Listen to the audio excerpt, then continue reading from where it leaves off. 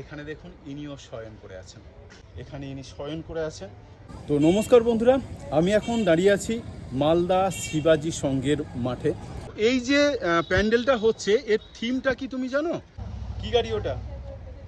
আপনাদেরকে দেখানোর চেষ্টা করছি যে পূজা প্রস্তুতি কেমন চলছে মালদা শিবাজি সংঘ। দেখুন, স্থাপিত 1970 প্রবালপল্লী বা বুড়াবুড়ি তলা। আর জায়গাটা অনেকটাই বড়, আপনারা এসে স্বচ্ছন্দ ভোগ করতে পারবেন। আর ভিতরে কাজকর্ম দেখুন, এখন কেউ নেই, যেহেতু দুপুর টাইমে এসছি তাই এখন কেউ নেই। দেখুন চট দিয়ে চাপা আছে, দেখি ভিতর কেউ আছে কি না। না, ভিতরে কেউ নেই এখনও। আচ্ছা, কাজ কিন্তু অনেকটাই এগিয়েছে।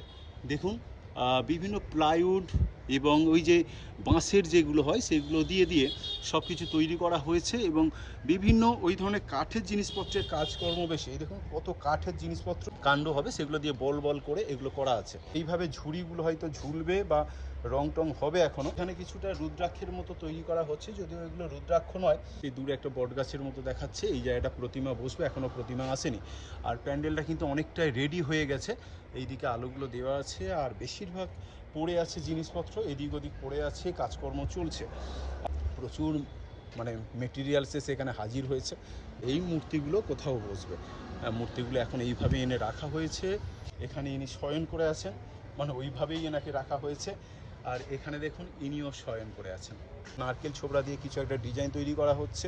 এই দিকে দেখুন রুদ্রাক্ষের মতো তৈরি করা হচ্ছে, মানে খুব সুন্দর। তবে থিমটা আমার জানা নেই, যদি আপনারা থিমটা জানেন অবশ্যই আমাকে জানাবেন। তবে মন্দিরটা কমপ্লিট না হলে আমরা বুঝে উঠতে পারছি না যে থিমটা কি। তবে পল্লী সমাজ হতে পারে, যেহেতু এই ধরনের জিনিসগুলো ব্যবহার করা হচ্ছে। দেখুন তো পাটকাঠি নয়, বাঁশের কাঠি হবে।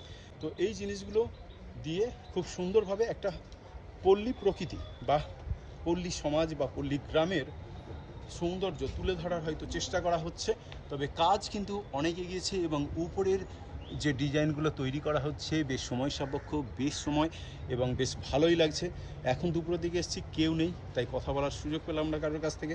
আপনারা যদি জানেন যে প্রবালপল্লী বা বুড়াবুড়ি তলার থিমটা কি, অবশ্যই আমাকে কমেন্ট করে জানাবেন।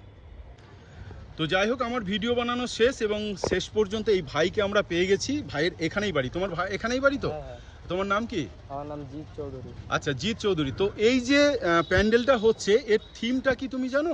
হারিয়ে যাওয়া ডাকঘর। বন্ধুরা, এতক্ষণ যে আপনাদেরকে ভিডিওতে দেখাচ্ছিলাম যে আমি ঠিকঠাক জানি না বা কি হতে চলেছে, তো হারিয়ে যাওয়া ডাকঘরের থিমটা তুলে ধরা হচ্ছে। মালদার যে শিবাজি সংঘ, সেই শিবাজি সংঘে প্যান্ডেলে আপনারা আসুন এবং হারিয়ে যাওয়া ডাকঘরের সব কিছু আপনারা এখানে দেখতে পারেন। ভাই টাটা, বাই বাই। হ্যাঁ।